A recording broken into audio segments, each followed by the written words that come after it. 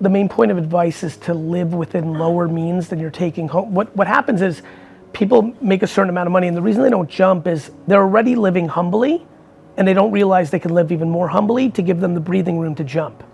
When you live paycheck to paycheck, you feel trapped.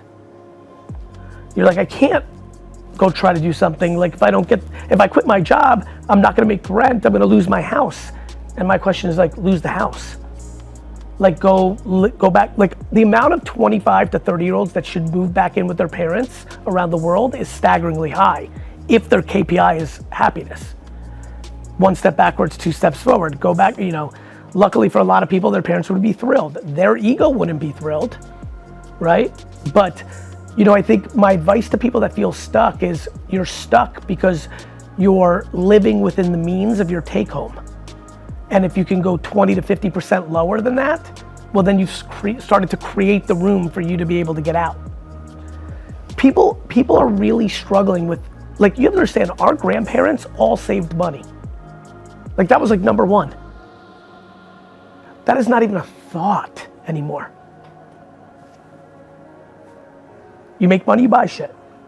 And so that has created a trap. And then humility, everyone's posturing. Everyone, people are wasting money. And so, yeah, I speak to a lot of people about this. I'm like, sell your house. You bought a house too big for you. Take back the money, now you're renting an apartment. Now you have a year's worth of going after your dream. This is why I love the youngsters doing all what you're doing now. Like, all I've been pushing for 15 years is like, in your 20s, go for it. Because this is the generation you can live with 4 guys in a fucking studio apartment and eat fucking McDonald's and call it a day. You start becoming 37 and you have a child and like you're in a different game. Like this is a great, but even for a 37-year-old that has a mortgage if you live more humble, you can like create that freedom. Like, and people are I'm so fascinated by people when I get into like one-on-ones, like I can't fucking, Gary, you don't get it. I'm fucking living bare bones. I'm like, do you take Uber? Yeah, every day. I'm like, that's ridiculous. I'm like, do you order food from, like, yes. Like, I'm like, cook at home. You'll save a fortune. Like, don't take the bus. Like, you're telling me you're miserable. You're telling me that you're fucking soul crushed. You're telling me that you want to live your dream. You're not willing to take the bus for your dream? Then you're full of shit. By realizing that the thing you want to be doing is more important than the short-term ROI of the vanity metrics or the money.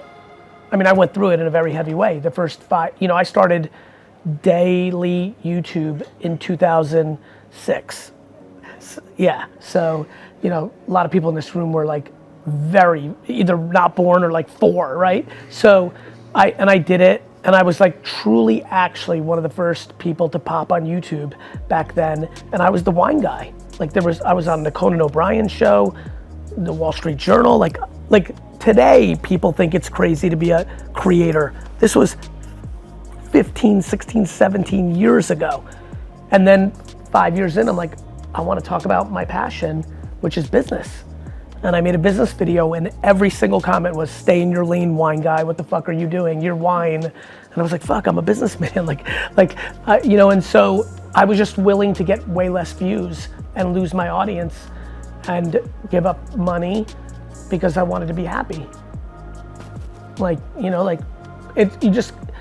Too many people do shit for the algorithm, which makes sense strategically if you're trying to build something. But when you no longer want to do it, like, what are you supposed to fucking do? I just think that I'm very passionate about this. I think people stay in shit too long because it's either the financial part or or they try to veer out, it doesn't do well, and they get sad and insecure and they go back to something they don't even want to do. So the answer is by doing it. Like, I don't understand why someone would do something that they don't want to do. My biggest thing with money always is like, if you're unhappy, like somebody would say, well, Gary, I got to keep up my lifestyle. I'm like, well, readjust your lifestyle.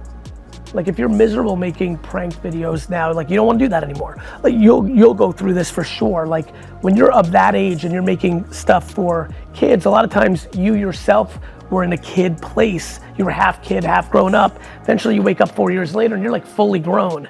And like, you're like, fuck this, I don't wanna do this. But you might be monetizing, you have a good management team, you're monetizing. My big thing is like, take the short-term L and like get a worse apartment. Like, stop buying as much shit. Like, you know, just like fight for the thing you wanna do, you know? I don't compromise on happiness. But I don't compromise on that. I'd much rather be inconvenienced or have less stuff. And I definitely don't care about the judgment. A couple things work for me. One, I'm not scared to lose. So I think a lot of times, a lot of people don't do a lot of things because they can't take the L. You know, and so when you're doing 31 things, like 7 are gonna fail quickly. And I'm just okay with that. And I think that's one thing to think about. 2, you know, there's also practice. How old are you? 26. Yeah, I mean, there's a level of practice to it, right? Meaning like, what you have to do is like anything that all of us have learned to do, like you have to actually force yourself to do the thing that you don't want to do, just to start to stretch. Like you just have to actually do it. Notice where I started. You have to be okay with losing. Almost everyone doesn't do multiple things because I like juggling 30 balls because I'm okay with 7 of them breaking. Most people are like petrified for a ball to drop. Okay. You see what I mean? Yeah. That's the mindset. Then after that, then it becomes practice. And then you've got 2 balls in the air, then you got 3 balls in the air, you know? Do you feel like you've, like, over the last 20 years, do you feel like you can do more now than you were 10 years ago, 5 years ago? Yeah, because what ended up happening was without even realizing it, but then you wake up and you're like, oh fuck. I'm, like my average Monday, if I'm in the office from 8 to 7 or 9 to 7 in a 10-hour window, I have 13 to 40 15-minute meetings. Yeah. Right? Those used to be an hour when I was 26 because I didn't go through the process yet of realizing like most shit doesn't matter and I can get everything done in a 15-minute meeting. But then you also have continuity of people around you. That's why I asked him where he wanted me to go with his marketing agency. Is he talking about operations? Like for anyone here who's trying to build something, like the number one rule for me personally is build family. The reason I can scale so much is I have like 50 people who've been with me for 10, 15 years. There's like real trust. Well, I think the algorithms have helped you. We now live in a world where the content is the variable of the post. And so I've always been on this kick, but people never wanted to have their algorithm fucked up. But now the algorithm, there is no consistency. The creative is the variable. So there's never been a better time to then just be yourself and make a prank video and then make a cooking video and then like, and then it's also just like, I'll give you an example. Yesterday I wanted to post a 9-minute interview that I did in Chicago. Like I knew it wasn't gonna do well. It wasn't best practices. The video was too long. Like it didn't start, but I didn't care. I was like, cool. 10% of the people will see it that could, and that's okay because I'm gonna post 4 times today. You know, and so, good news, you should mix shit. But I'm not able to just do the same thing as everyone else because I don't just wanna make money, I wanna make a product that is truly exceptional. That's great. So how would I approach that when everyone seems to be doing just pretty much the same thing? By doing what you just said. But how do you know, what is the next step on top of all these other like huge companies out there that are already doing very similar things? Well, if you have the ambition and the audacity to make a truly exceptional product, you need to put in the work to figure out that question. Is that something you did at VaynerMedia? Yes, I decided to not do what you're doing right now, which was give any attention to anybody else doing anything, and I focused 100% of my attention on my people and on honing my craft at being the best social media marketing company in the world, even though everybody else who was multi-billion-dollar companies told me it could never work. Everybody else is a waste of time. Where do you focus your time? If you were me, what would you be focusing your time on? I know there's social media, there's marketing, I've got to pack orders, emails coming, phone calls, I have a son, a life, after school things. Where do you focus your time on the business and your money? Two things. Okay. Notice how I said 8 and 80 before? Yes. I hate the middle. The middle is a commodity. The edges is where it's interesting. So the answer to your question is the following. I would focus on my things when it's just you, on the things I've done in the same scenario and the things that I've observed from many that works. A, the shit that's most on fire, right? Whatever's fucking most on fire, it's like being in a boat. If there's a hole over here, you gotta put your finger there, right? The things that are most on fire, and then B, the things you like the most out of all the things you're doing. The things, by focusing on the things you like the most, whatever those things are, making the product, whatever it is, it's gonna give you the fuel to have the energy to fix the shit that's most on fire that will get you to the next phase where you can start bringing people in and afford to do the things you don't wanna do. Does that make sense? Yeah, that's good. The key though, right now, so that's a good framework for you to think about, but the key that you have to really lean into right now is realize that you have to lean into patience. It's impossible for it to happen overnight. I'm very patient. So good. And what you need to do is just realize it's just a process and find the things that you enjoy about it. And then more importantly, I think you have a really, really strong product market fit. My favorite business in the world, always, is when somebody starts something to scratch their own itch or an itch they had. And so I think you gotta stay with that conviction because you're gonna help a lot of people. My first talk was a TEDx talk. Okay. Which was incredibly nerve-wracking, thank you. And I really want to know how to go up from here because it feels like I've started off strong and very quickly stagnated. And I just don't know where to go next. Well, there's a lot to this. So first of all, I too at 26, because of a very different upbringing, had incredible passion to make an impact. And I didn't even speak until I was 33 to almost no one, very far away from a TEDx talk. Yeah. What I think you're doing is putting yourself into a position to mentally fail because you're not being patient, right? Yeah.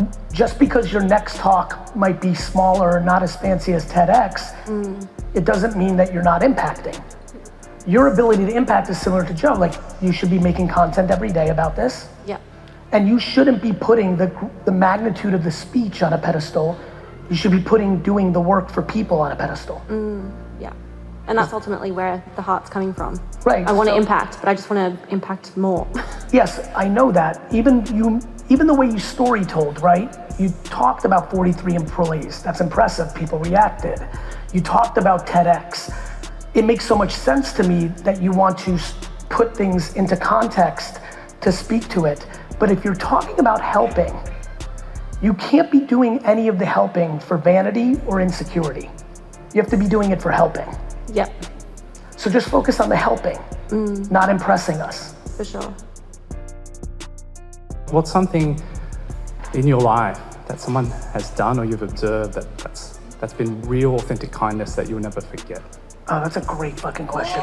Michael, Angela.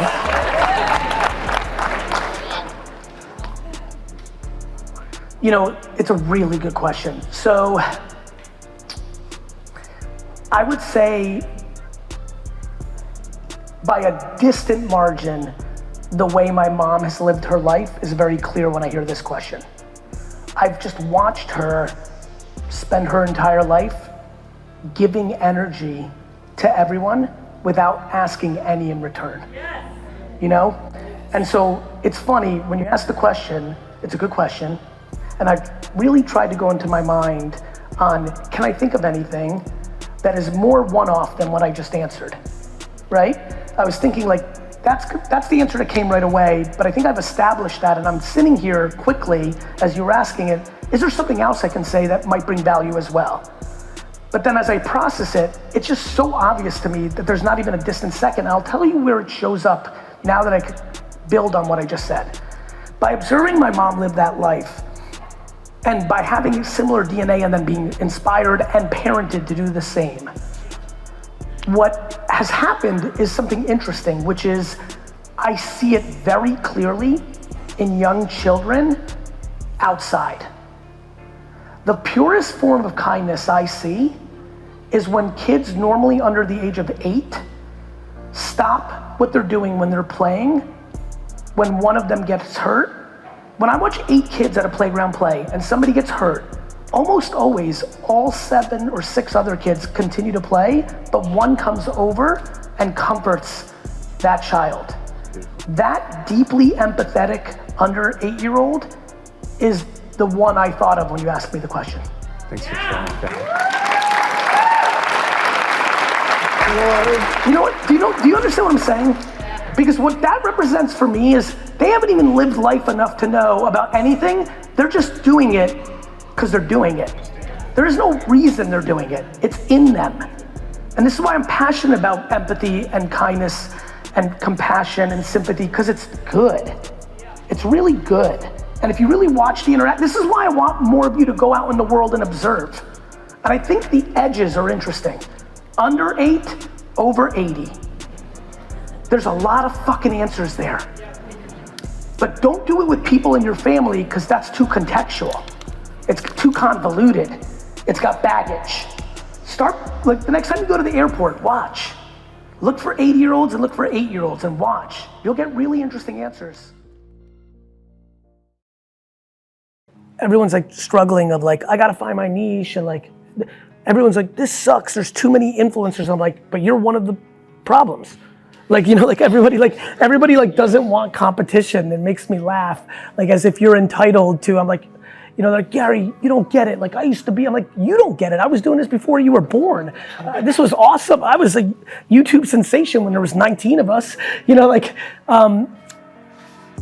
so I'm glad you picked up on that, and it's hit a lot of people, and I need to continue to do more content about this. By nature, you as a human being are your niche because we're all really, really different. If you're willing to go, if you're like, hey, I'm an artist or a magician, well then you're not. But if you keep going and just saying what else you are and who you are and what you look like and where you were born, and like, it's niche personified. And I am fascinated because I just always go on what I know is right versus what everyone's kind of pushing. So even my public speaking career, Steve and I were talking about this on our flight this morning from Melbourne to here, like I cursed. That was super crazy off. Like that in 2009, that was just like, what would you say? Steve has grown up in this game. Steve, what do you think? In 2009, when I was really speaking and cursing, what percentage of gigs did that immediately eliminate me from? Just off top. So he worked for a different company. Steve's one of the key executives at Vayner Speakers. Zach, his teammate, was my speaking agent at CAA. And like, we talked about the story of like Zach's boss, because he was kind of like underneath this guy, great guy, Peter. And they called me and were like, hey, you're starting to like, something's happening for you. And we really think you can be big, but you have to immediately stop cursing. And I was like, I have some really bad news. I'm like, I'm gonna have to stay not that big because I'm just not capable of like, so I dressed super casual and I'm a businessman. That was crazy. Like you had to really wear suit and tie. Like I was doing all these things wrong, but everything worked for me because I became my niche, because I just stayed, it's back to like, people throw around authenticity all the time, but but then they're not. They like, people compromise their authenticity for the algorithm. People compromise their authenticity for the likes. Think about that, for the followers, right? But then if that was true, like, then the culture wouldn't be the way, if Pharrell and that whole crew didn't like make nerd culture cooler, like all the rappers that rock Dragon Ball Z now and fucking Pokemon wouldn't be doing that. It took their courage, because that wasn't cool. Like, and so like, I would tell all of you, like, a lot of people are holding in all sorts of things. Sexual orientation, hobbies, true friendship, other interests that don't fit the profile or the persona that they've built. And the reality is that's the shit that's gonna make people love you. I'm a very real businessman. Like, not like I make money as a personality. Like, I'm a businessman. Like, built lots of big businesses. And I'm like making videos about garage selling and buying $2 items. And all my real business friends, like the real business people, are like, what the fuck are you doing? And I'm like, I'm showing people how to make $55 out of $2. And like, but this makes you look like, they're like, this is fucking you up. I'm like, it's not. Like, I can sit in the boardroom with the most significant business people in the world, and I can go to a garage sale and buy a t-shirt for $1 and sell it for $4, and I don't give a fuck if somebody doesn't want to interact or follow me because of that or do business with me, because there's so many people that will. And I think everybody here, if they push themselves a little, if everybody here today, tomorrow's next 2 posts, one was, I am 100% focused on making this the single thing that I think can bring the most value to everybody who sees it, nothing matters for me. And the next one is, I'm gonna talk about some shit that nobody knows about me, but is really me. I think it would change the trajectory of what the majority of this room's up to. I believe that. I believe both posts may do worse than every post that they're accustomed to, because it's not on best practices, but I think it will change in a great way for everyone. I really believe that. Yeah, I mean, I think the biggest problem for a lot of people is they don't convert because their intent and or talents don't convert. I'll explain. Hey Gary, I'm TikTok. I want to have subscribers to YouTube, but they're not good at YouTube. They're good at TikTok, but not YouTube. Like, they're not good at blogging, but they are good at TikTok, or vice versa. So that's the ability, the talent. Like, there's a very different art form of making short form TikToks than there is in making a 7 to 13 minute video. Those are just different crafts. So one, sometimes that's the hard part. The other part is intent. I think the biggest issue right now for a lot of creators and influencers when they plateau is they plateau because their talents have gotten them to whatever that is. They're attractive, they're funny, they can be a musician, they can sing, like whatever it is, whatever their talent is, humor, beauty, a skill, their talent goes to a certain place, they plateau because they're selfish. Everything's about for them. Gary, I want to convert this audience to buy tickets. I'm like, okay, like, what are you doing for them? And so I think we're in an era right now of selfishness at scale. And when I analyze what's happening and who continues to grow when they plateau, I can see a direct correlation from what I do for a living, which is that there's an extra gear of trying to bring value or filling a void that is above and beyond the surface level part of their skill set. You know what I mean? I think for everyone here, if you literally posted something tomorrow with the full framework of why is this good for somebody? Why is this good for them?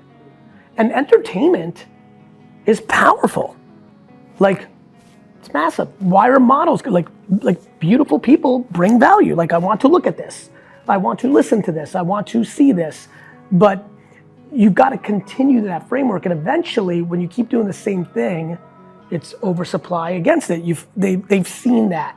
And what most people do is then they get stuck and they start to get shticky, or they try to jump on trends, or they're stuck. Because what they haven't realized is they now have to transition to a selfless framework instead of a selfish framework, and almost nobody's thinking about that.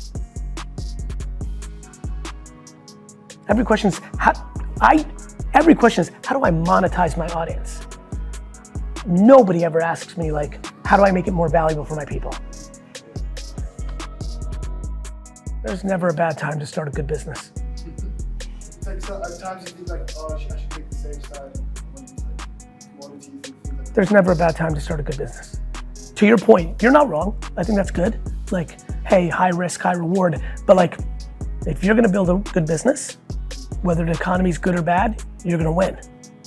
To your point, if you don't have a clarity that you're building a good business, it's probably not a good idea to just guess. But I have good news for you. When money's flush and fluttering too, unlimited bad businesses start and fail. So to answer your question, don't worry about the outside economic realities. Worry about your capacity or your belief system in what you're building. Got it? This is where people get caught on, like, where's the money at? What's the trend? What's the macro thing? If you don't build a good business, it's gonna, like 99% of the businesses 2 years ago when money was flowing failed because they weren't good. Businesses are hard. You know, like it seems like it's not because everyone's an entrepreneur now, but everyone's playing an entrepreneur.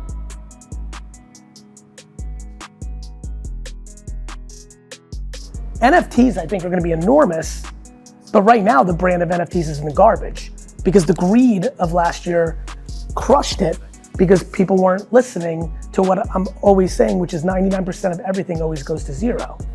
Like right? Like, you know, like, are sneakers a good collectible and something people care about? Of course they are. But 99% of sneakers are not selling on StockX. But everybody got caught up and they put like all NFTs, or, you know, people are like, oh, Beanie Babies. But Beanie Babies are a stuffed animal. Stuffed animals continue to sell $1 trillion. Squishmallows are doing just fine, right? So like, people are not good at seeing the macro. And so right now, just because a lot of people aren't on the metaverse doesn't mean that it's not an inevitable outcome. Of course VR is gonna happen. The technology is advancing too fast. The new Apple shit is fucking good. We're not all the way there yet, but like online dating was good in 2002, but there was too much taboo to it. So people were like meeting, but they were like lying. Now it's mainstream. So it's all coming. It's just social norms, timing, technology. But if you're into that shit, you should pay attention because if you really pay attention right now and you're actually looking at it every day, you'll have a good sense of when it's gonna bubble up again. If you're not paying attention, it's gonna catch you off guard. Practice. Like, this is the biggest problem with modern parenting. We think it's good to keep kids away from pain. Yeah, of course. Like, I only like kids that cry after they lose. Like this concept, like, don't cry, it's just a game. Fuck you, mom. Life's a game. Like 8th place trophies, like these leagues that have popped up that don't count winners, what the fuck are we doing? Like, we need, you know, we said it yesterday and I'll say it again here, like, I think every kid should get into at least one fight. Like, I don't think you're a real man until you get punched in the fucking face. You know, and, you know, like, and then we're just over coddling an entire generation. I'm so tired of Gen Xers and boomers shitting on Gen Z. You are the one who parented them, asshole. Like, parents come up to me all the time, like, Gary, my fucking kid, like, you gotta talk to him. Like, he's just all, I'm like, you stop paying his rent. You want your 20-plus-year-old to be better? Don't give them money. Like, we got it all backwards. Like, we're micromanaging them. You don't need to know where they are at every second. When I was 8 in New Jersey in 1983, my mom had no fucking clue where I was. I was on the fucking train tracks, like, oh, here comes the train, push your friend. Like, we were doing all sorts of, I'd pick up a stick and like hit my friend. And that's why we have resilience. Do you know what happens to zoo animals when we all tell them to free, like, you know how like people get mad sometimes, like, fucking this is fucked up. Free the zoo animals, they shouldn't be in cages. Do you know what happens? They put them in the wild and they die within a minute. They're not ready for the jungle. Parents, I'm telling you, get out of your kids' business. Let them pain a little bit.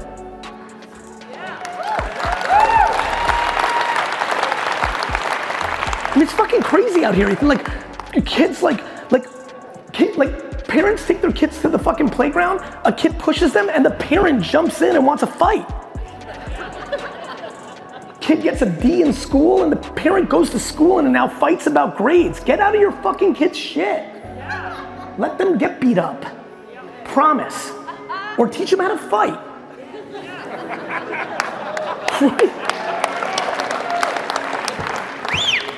Is that parenting what you think has caused a lot of people to kind of doubt themselves and have confidence issues that we can't see more so now these days? Yeah. And how do you grow confidence for that kind of person? What's the today's? By living actual life and realizing there's nothing wrong with it. Like, losing is great. Losing is great. Like, all life is losing.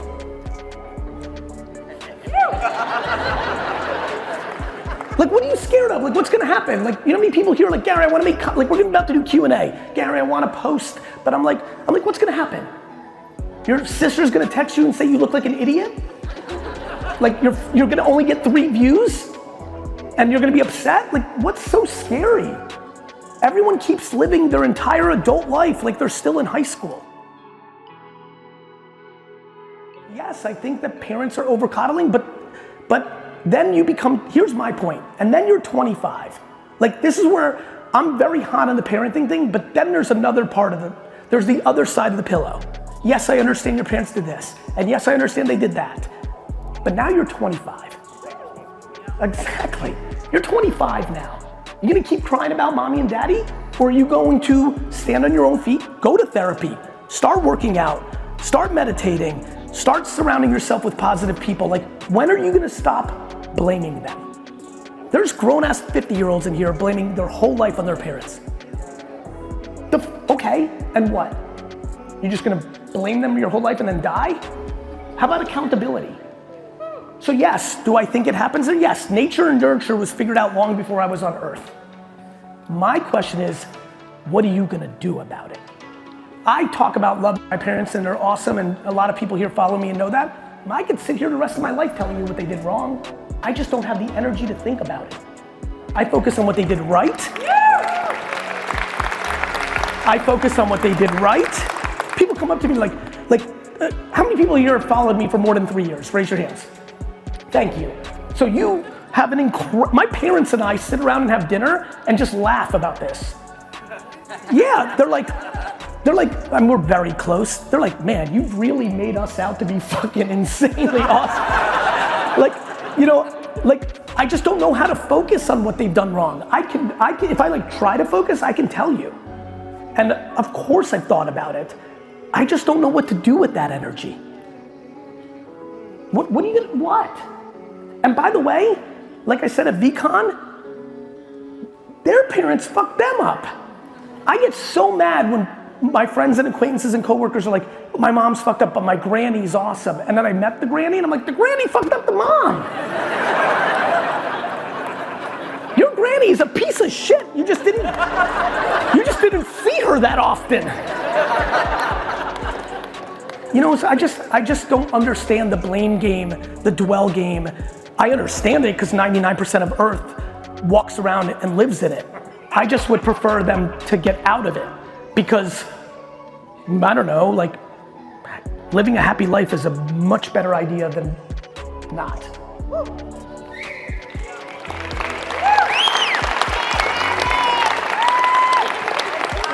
you're gonna be okay with losing. What was one of your biggest losses and what did you learn? I mean, fuck, man, I lost a lot. Like, I mean, look, when I think about my life, until I was like 14, if I lost in any game, I would cry for an hour. Anything, absolutely anything.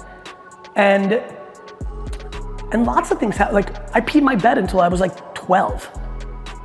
And like, was petrified of that. Like, was scared to go to like sleepovers because I'd be like, man, if I piss my bed in this situation, this could be it.